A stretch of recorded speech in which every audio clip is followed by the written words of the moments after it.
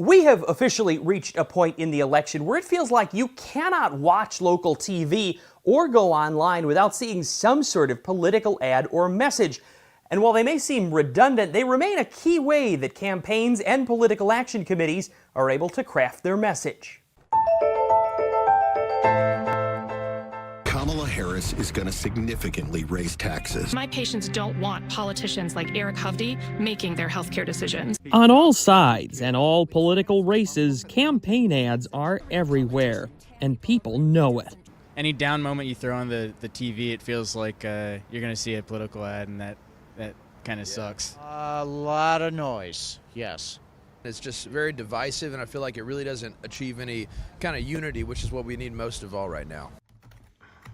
But UW-Milwaukee communications professor Michael Myrer, who studies political ad strategy, says the campaigns and political action committees have found the ads work. Political ads are this opportunity for the campaign to distill a specific message, right? They can put what they want to say into a 30-second or a 60-second formulation, and that's different than how they communicate in other formats. In a state like Wisconsin, where just a few thousand votes can swing an election, the number of ads is enormous, with many shown over and over again. She's in bed with Wall Street.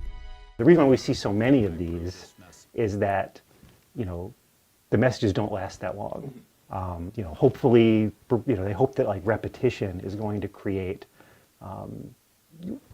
a condition where the messages really land. There is a point in which these things do start to fatigue and start to wear people out. That being said, I think they view that the marginal gain, since everybody's doing it, there'll be no punishment for tiring people out. Myrer says as the clock ticks closer to Election Day, the messaging will become less about swaying voters and more about turnout.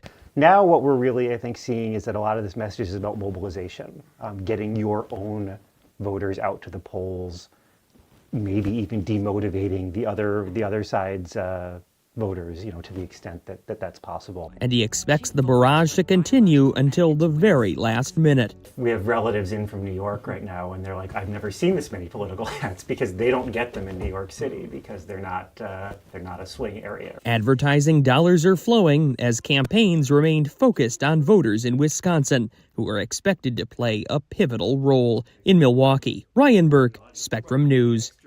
Thank you for watching our YouTube channel. Let Spectrum News be your resource for balanced, in-depth political coverage, and click the subscribe button right here.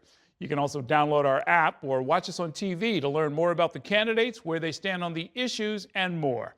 We'll see you then.